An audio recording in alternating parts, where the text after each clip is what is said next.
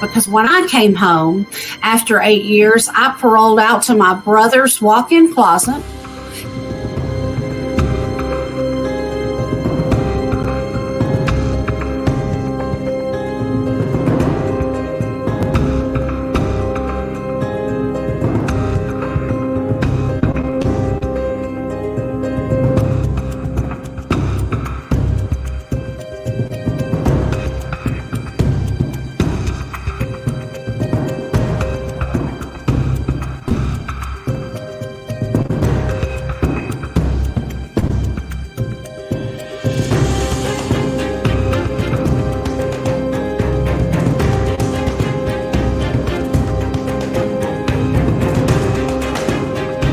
I still got 3 years of parole left.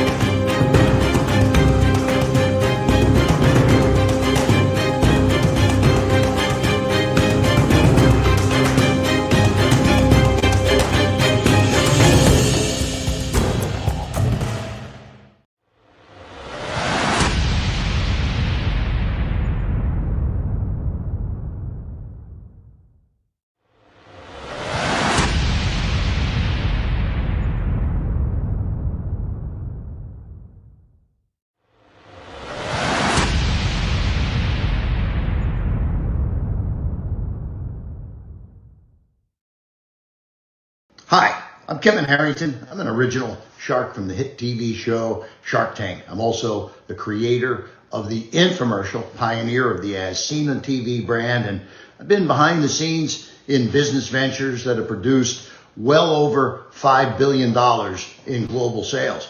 Products like the Food Saver, Ginsu Knives, Tony Little Fitness, George Foreman, Jack LaLanne and the Juicer, many great folks. And of course, I'm constantly looking at ways to increase my bottom line, my performance, my mindset, and to become better every single day. Now, this is why I'm excited to be speaking at the Becoming the Better You conference on September 13th and 14th in Kansas City. Now, you won't ever achieve the life you want if you don't get started.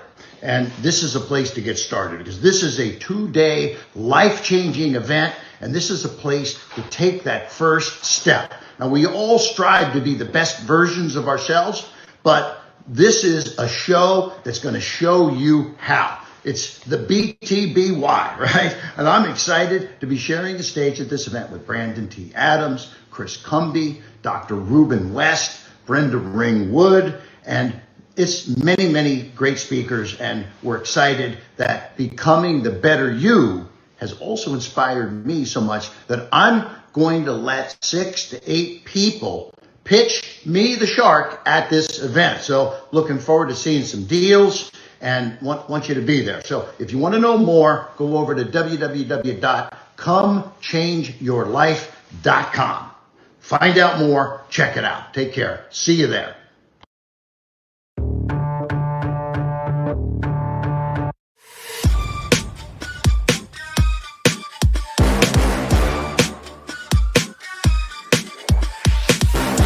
Hi guys, it's me again, Brenda Wood, and I'm here with Joe and Stacy Tripodi, and we are here to talk about incarceration and the effects on the family, the before, during, and after. These guys, I've known them for many years. We've went to church together, we've worked together, we have talked, laughed, and cried together. Our kids, friends, we've got also common friends together, mutual friends. That's true. So we're going to start off talking with Stacy. She's probably been through more than Joe, I would say. So Stacy, your husband has been to prison. How did you feel when you first found out that he was going to be indicted?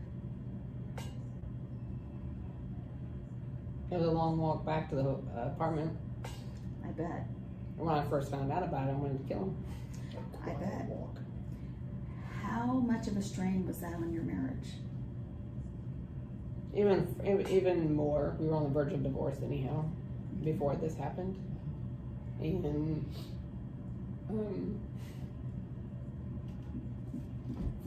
so when I found out,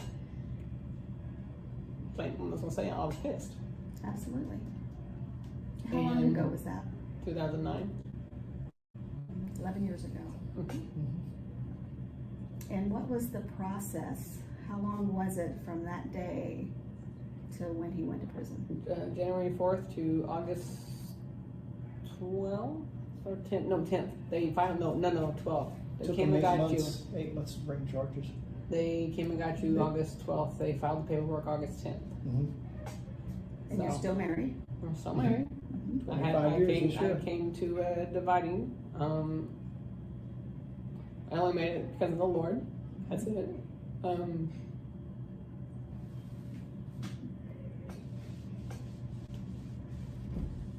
Needless to say, you love your husband very much. Yeah, I do. It was questionable before. The Lord used this to save my marriage. You did.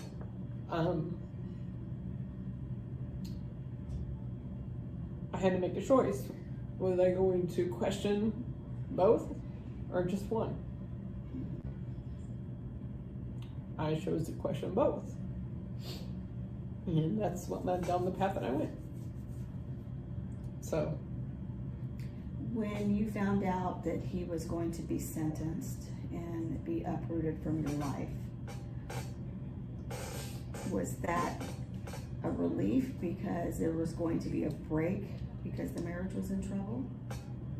Or was that going to be harder for you because you were going to be separated? It wasn't the fact of being separated, it was the fact of having to carry everything.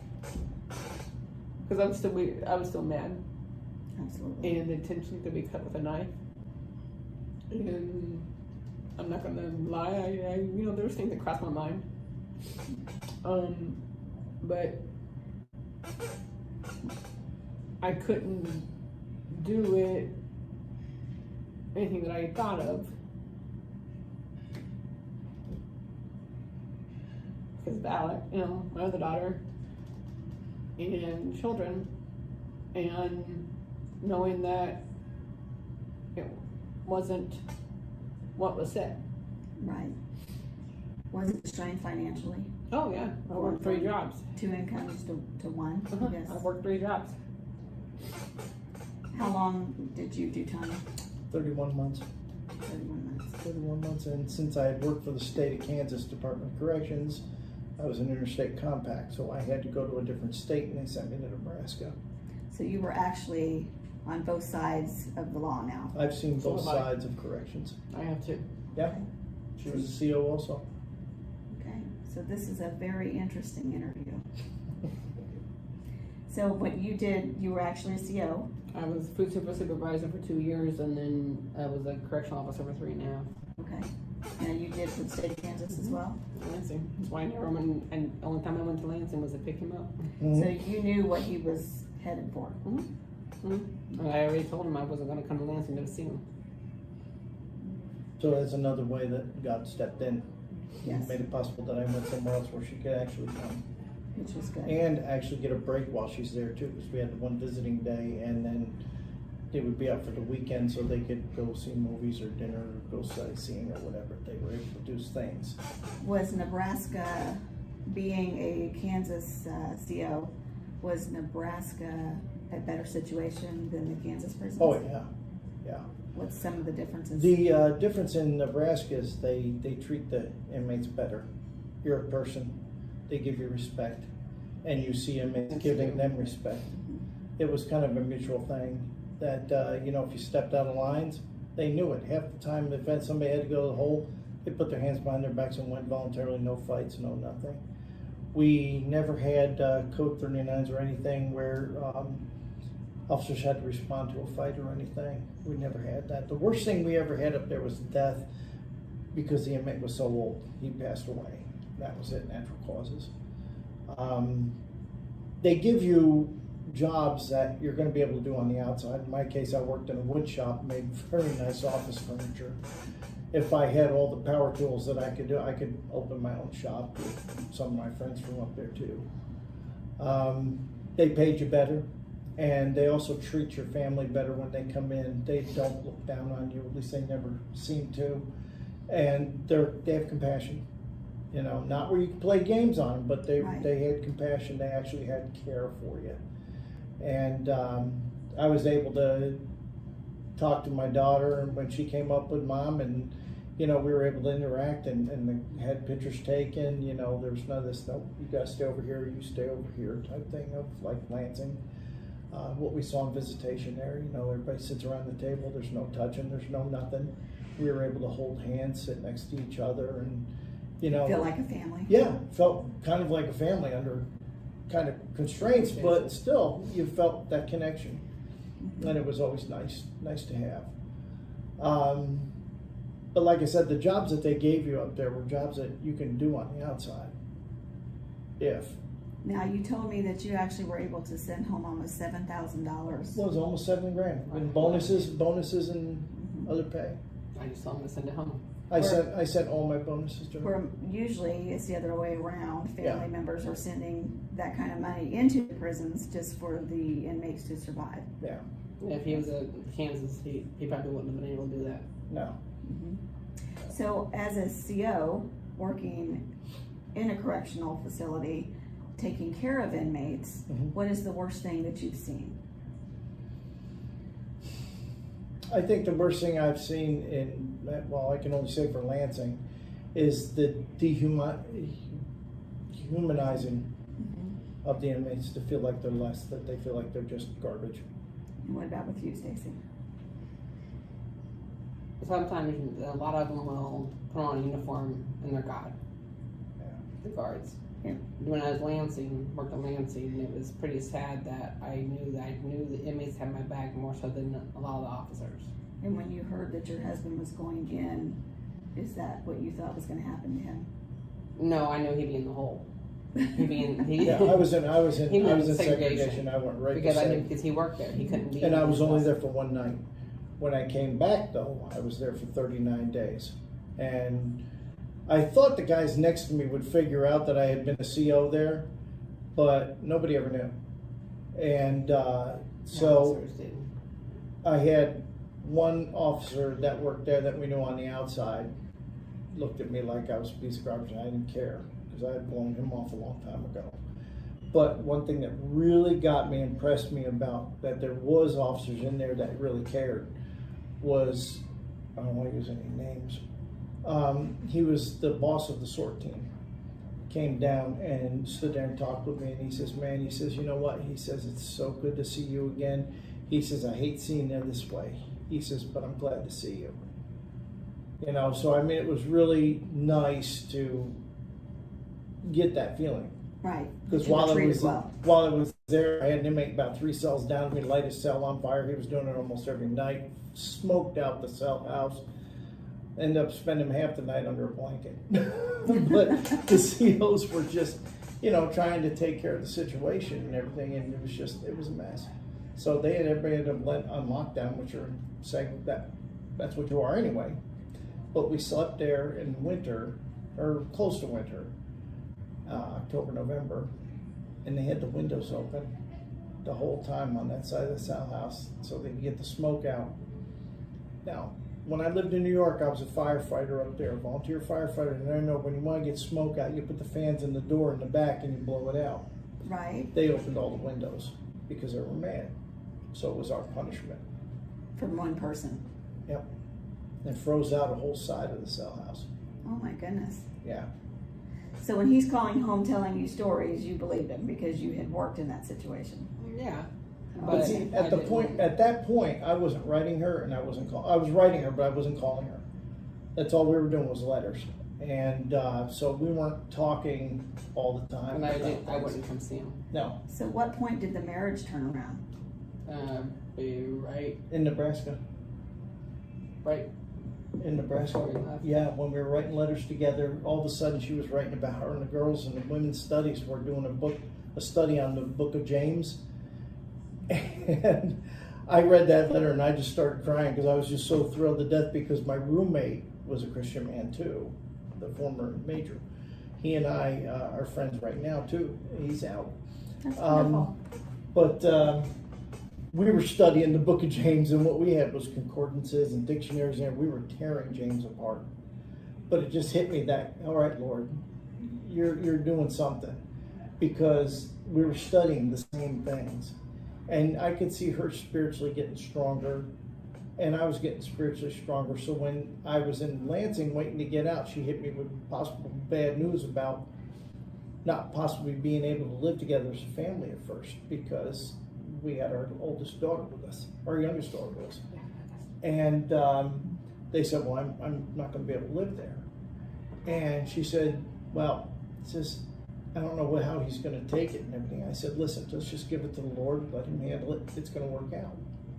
And both her and Pastor were like, that doesn't sound like him. You know, they were expecting me to blow up and have an attitude. And it was like, at that point, the Lord, I'm like Nebuchadnezzar. Mm-hmm. He separated me from my family. He put me in with the animals. He fed me vegetation, which you know, prison food. It's not very good. But, I mean, he humbled me. He humbled me. And that's why I said, well, Lord, if I get prideful again, please don't humble me the way you did the first one. I don't want to go through that again. But when I came home, it was a different attitude. And it's before that, I'm the man of the house. You know? Now it's like, we talk to each other about everything.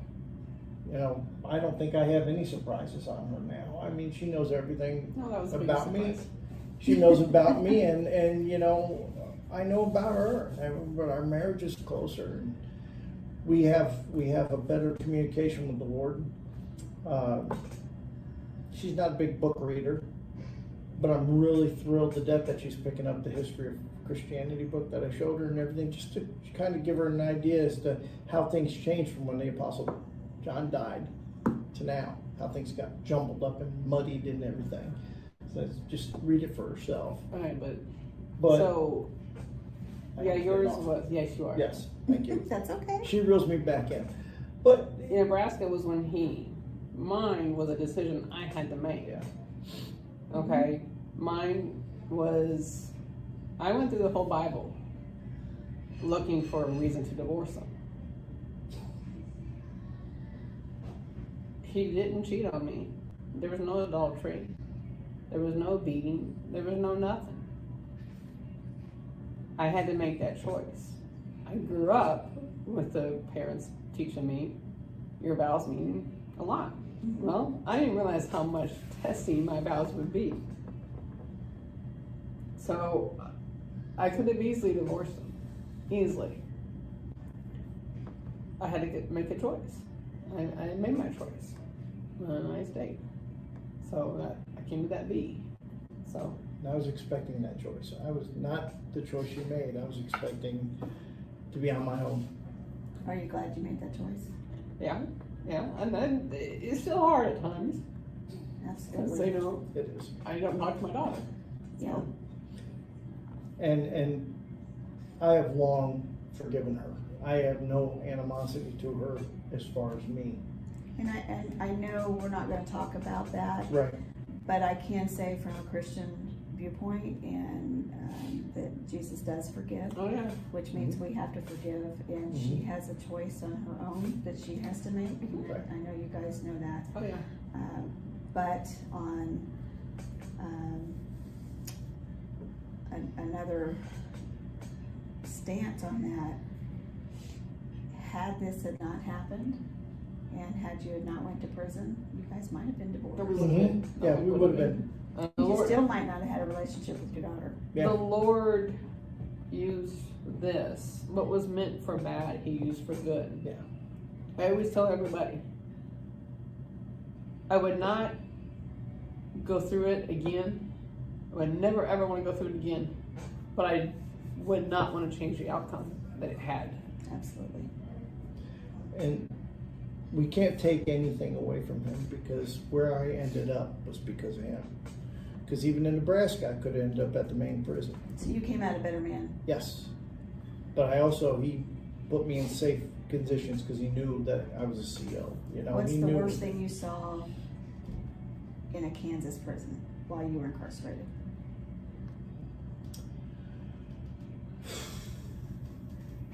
A fellow officer get murdered. Mark Avery.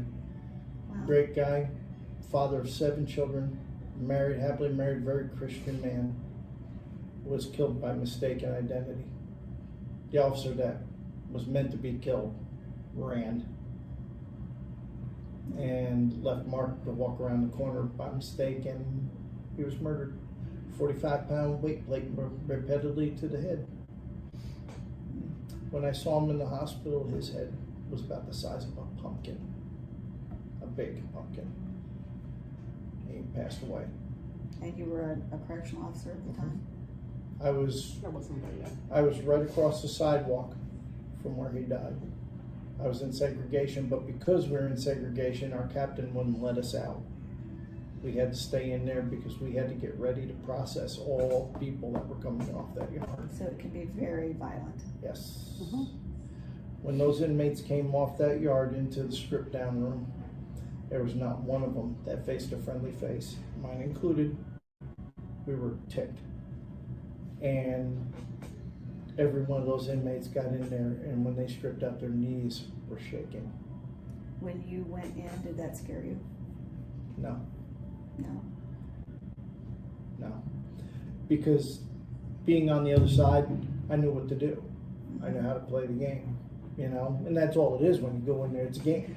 How to act. I And won't yeah, say you weren't. I won't say you were scared, but you I was you were on your apprehensive. toes. Yeah, I was very alert, very apprehensive, but I didn't hesitate to puff my chest up and brace up on somebody if they start cornering me or something. So I had no problem with that. It's all show. You do that and they back off. I was actually respected when I left Nebraska. Not any reason because of that. Not the puffing up. Because the way I treated everybody else, they treated me back the same way. Like I said, up there, respect really carries a lot of weight. And you get it from the COs and you get it from your fellow inmates. It's pretty much a respectful area. When I worked at Lansing, I gave respect where respect was given. I did not give it where it wasn't. Right. Because they're humans. Absolutely. So that's, I felt like, hey, you're in there, you did your time, blah, blah, blah. You're a person. Now, the corrections officer didn't like that. Lansing didn't like the way I did that. But that lasted me. I was able to last there for 5.5 years. Right. Because of that. And you have to work with these people. Right. You're there with them, was it 12-hour shifts? No, Eight hours? You Okay. just had to watch over your shoulder, being around the other officers. They were hitting on her and everything when I left. I left before her. And they'd start They hitting on her and actually set stuff. them up. You actually set them up. Yep. So, but I mean, Lansing was a good old boy system. You know, Kansas has a lot of work to do in their correctional system. They can turn a blind eye. They can, but it's still there. And the families, they look at the families and the inmates as they're worthless. The only reason I know We're that welfare is recipients. because, It's unfortunate. Yeah. because I've been on both sides on visiting. I've been on the correction side of visiting. And I look down on them. As you were checking them in? Yes. Yeah. And You then don't were coming realize, in. right, you don't realize how much you're a judge until you get judged. Until you're there, you probably don't even realize you're doing it. Yeah. And until I was in that same position, no, it wasn't at Lansing, it was at Nebraska. Right. I refused to go to Lansing. Yeah. But until you're in that position, that's when you realize. And Well, I felt it not going to Nebraska. It was the county. a real weird It was the county. feeling, a real weird feeling for me was I had a friend that was still in Nebraska and I was able to get on I waited 3 years and I was able to get on his visitation list. So we went up for visitation. That was a weird feeling for me. In fact, that was weirdest than any of all the corrections settings I was in. That was the hardest because I'm looking at her, what do I do? Going back Well, she in on says, the other take side. this, and this out of your pocket. Make sure all you have is your ID, no metal stuff, no keys, no nothing. You know, it's like, and I'm like, okay, now what? And she's, well, untie your shoes and make sure you're ready. I said, okay, so I'm in there, And I'm going to this checkup. I'm like, God, I hope they don't decide to keep me again. You know, it was just like, I was like a little kid, you know, I was scared. I'm like, I'm staying next to mom, you know. And then when we left, it was like, now those guards knew me. They knew I was a former They were probably inmate. glad to see that you were out and They coming were back. very, Yes. very Different, nice. yes. Yeah, it was just different. So I'm going to shift gears. Okay. And I'm going to discuss what it's like now that you're out. You've been out now for how long? Going on 11 years. What is it like living life as a felon? Is it? I wanted to say it. Minus the Lord, you know, we'll make it. You know, as far as the Lord's concerned, He's continued to bless us. I could say it's been really, really difficult. The only area it's been difficult, besides on the family side, is the employment side. Mm-hmm. I went to go do an application, and the application had a director of the division I was going into backing me up. And their legal area turned me down because of this crime that was 10 years ago. And he even came out and told me, he says, listen guys, he says, I don't know if you understand, I know this guy. He says, and if he had had the money to do it and get a good lawyer, he wouldn't be in this situation. He'd still be driving. He'd have 12 years under his belt driving for me. He says, this guy is good people. Didn't make a difference. They said, we're not going to face a liability. We're not going to take a chance. And what about leasing a place or finding a So place to live? that's my. That's you tell about the apartment. That was great. Okay, so when a person gets out from prison, he has to have an address, Mm-hmm. okay, or he stays in. This scared me. And Mm-hmm. so first, and I moved like 3 times in 2 years, okay, while he was in, and that's a whole nother story with DCF and all that. They made promises and didn't keep them. So, okay, so how does this go? So church, this lady was going to let me rent her townhouse in Overland Park. And so they were getting ready, friends of mine and myself, we spent 7 hours that Saturday before I went to get him. Mm-hmm. Saturday, we spent 7 hours cleaning it up. We only got part of it done. Monday night, I'm living with some friends of ours, Susan, and so I'm living there. I get a phone call at 9 o'clock at night saying, and it was the lady's husband calling me saying she doesn't want to rent to you. I lost it. She didn't have the balls enough to tell me herself. She had her husband call me. Mm-hmm. I lost it. I'm crying. I'm on the floor crying. Because that's Monday. I'm picking him up on Thursday. Yeah. Okay? I have no place to go. So Susan said I could still live with her. No problem. But he couldn't because our daughter was there. So Tuesday, I had a training that I had, a care training that I had to do and teach. So I'm driving down 435, I'm crying, and I'm in the car. I get a call from another lady at church. And she asked me, what's going on, and she just felt like she had to call me. And I told her, she said, hold on, let me talk, to her husband. Well, they didn't really know him. Okay, they knew me, they didn't really know him. And so Wednesday, she calls me back and says he can stay here for 3 months. So that was Wednesday. Thursday, I go get him. I pick him up. I don't say anything to him. I mean, I hug him and all that jazz. Right. So we go to Walmart because Lansing lets you leave and you're, I look like the good humor man. yeah. I bet. Mm-hmm. All So white. I said, honey, we're homeless. He about lost it. Well, I'm thinking about my parole officer. What am I gonna tell her? Mm-hmm. They're gonna put me back in. So I said, and this is what happened. I didn't have time to say anything to anybody. But they had, Peggy had already said that he could live with them. So I got him. In fact, John Rita was there, and that's who came and got us. And we got that. We went back to Susan. Susan said we could, stay the night there, the first night. Because once you get out, you guys, within 24 hours, I think you get to see the parole. Mm-hmm. So Friday we'd do all our running. And so we spent the night at Susan's that Thursday night. Friday we did everything. And we walked into the parole office and I said, look, this was what's going on. This is what happened. And this is the new address. And they were fine with it. That's good. Now, mind you, that first night that I was home, There was no sleeping.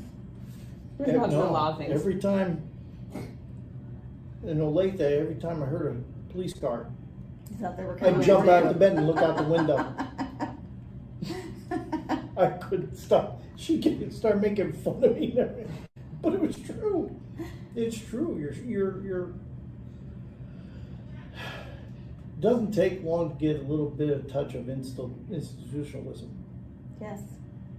and so when you come out, it's all weird. I mean, when I came out, I had cell phones before I went in, but the ones I had when I got out, she had, oh my goodness, They were I different. couldn't believe it. Things you could do on those things, and things were just so totally different. The housing deal. And by the way, those folks are like adopted parents of mine now. I am her son, by the way. That's good. So then But- it was time to move. Yeah. And Alex was already going to school, I lived in the South.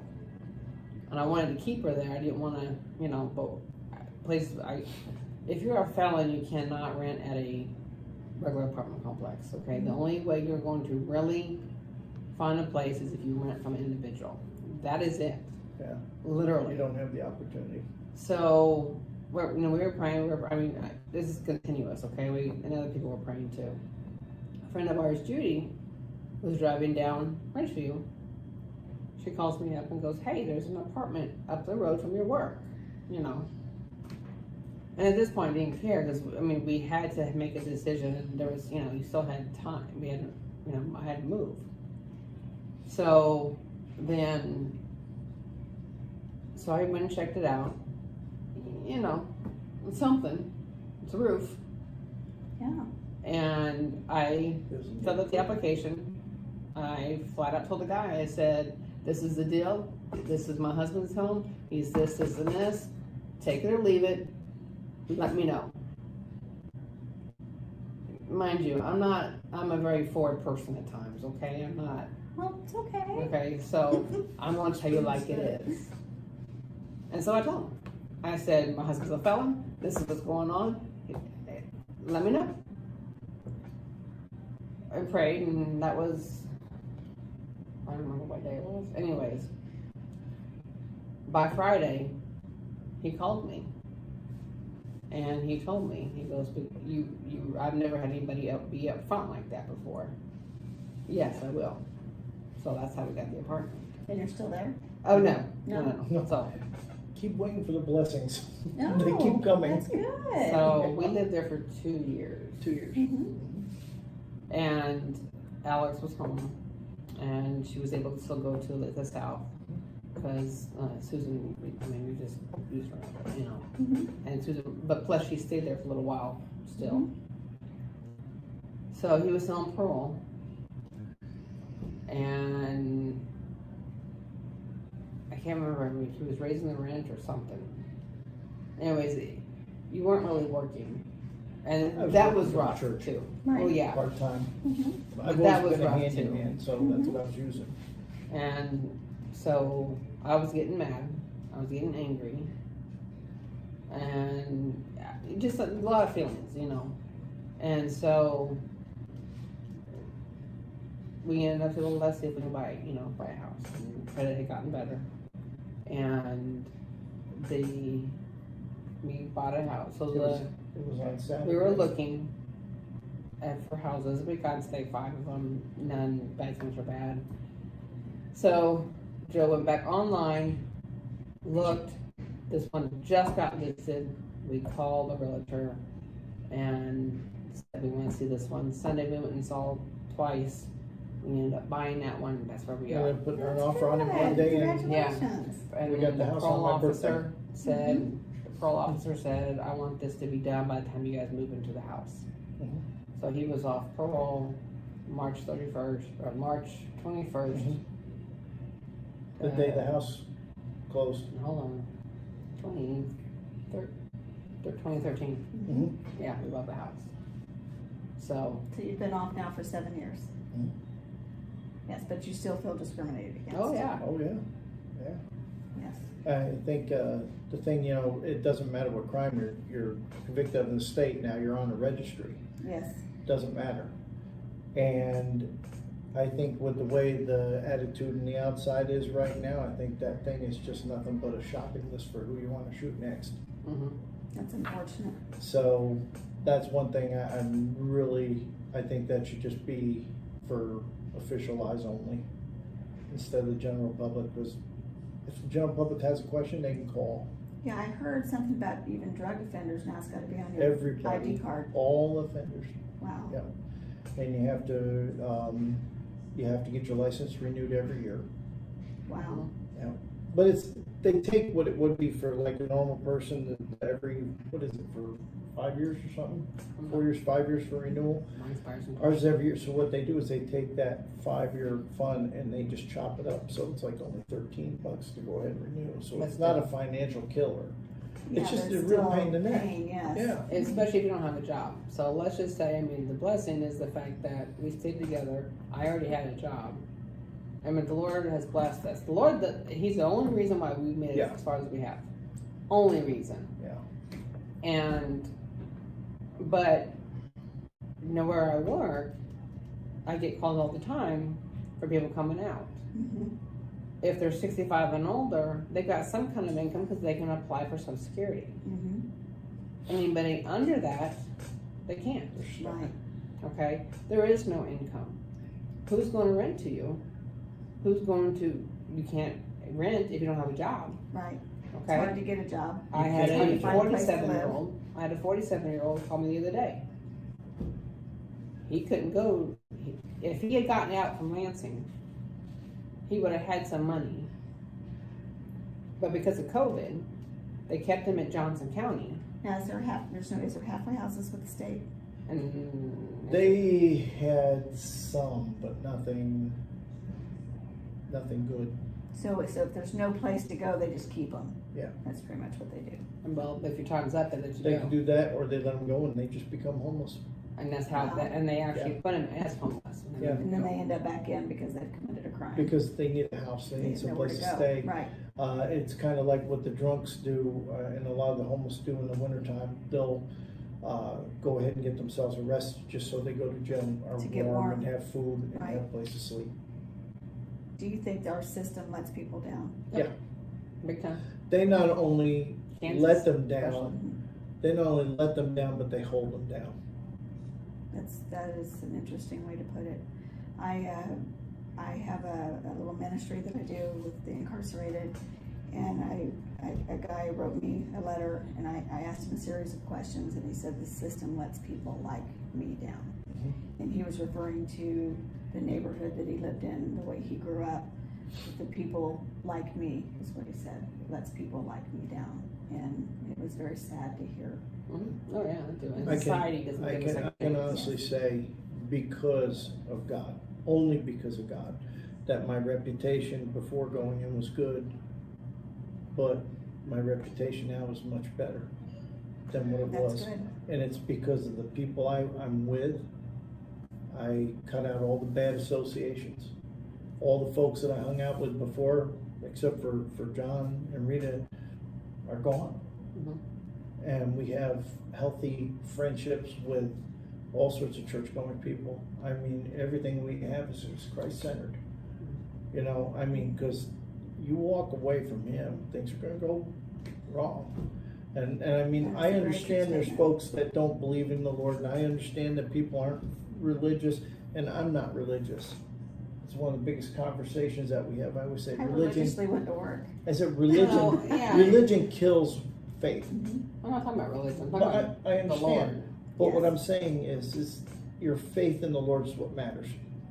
You know, keep your faith strong with Him and everything. Have Him strengthen you all the time. You don't need to have what man says. It's what He says. And with Him in your life and everything, it directs your life. And things are better. They're not perfect. He didn't say it was going to be a perfect life. In fact, it was quite the He did opposite. make that promise, yes. But, you know, it's just with Him in our lives, we've had better than normal chances to move up and advance. I mean, I was able to get a job. I worked for myself, and then I contracted myself out to another contractor and worked with him for, how long did I work with Larry? It was like 2-3 years. And then for some reason, some customer of ours, which I could have gotten him in trouble for, wanted our social security number so she could do background checks on us. And I told him, I said, dude, I could have you arrested right now for giving out my information. And you can't She do had that. no business. Mm-hmm. If she wanted that and I didn't want to give it to her, I just don't work that job. Right. So what kind of? He ended up firing me. Oh my goodness. Oh yeah, yeah, he Wow. let me Well, go. you didn't need to be there for No, that. and I didn't. So Because God had something better. we will conclude the interview. So give me one piece of advice to end on. Keep pressuring Kansas. Keep Okay. pressuring the corrections department. It's broken and it needs fixed, and until they open their eyes and see that it needs to be fixed, people are gonna get hurt. People, and not physically. Their lives are just not going to be fruitful. They're not gonna get up and be able to stand up with their heads up. They're always gonna have to look with their heads down, and that's baloney. And do you believe people can change? Yes. Awesome. Okay. Thank you very much. Hey, but I wanted to say one more thing. Sure. Go ahead. Society needs to give second chances. I Yeah. agree. You can fix the correction system, that's fine. But if society doesn't give them and they get out, they're still, it's no good. That's true. I would agree with that. Yeah. Okay. Thank you guys. You're welcome. Hi, I'm Brendan T. Adams, an Emmy Award-winning producer, personal branding expert, and I specialize in enhancing brand growth and digital media. You know, I'm really excited to be speaking at the Becoming the Better You conference in Kansas City this September. BTBY is about helping others get to the next level by sharing real-life experiences and encouragement, but that's not it. They have programs in place that continue to inspire you and help you get on the right path long after the event is over. Brenda Ringwood and her team of amazing speakers, business leaders, and coaches have a way of catapulting people into paving their own road to success. And this conference will have an incredible business spin to it. I'm going to be discussing the importance of personal branding and more.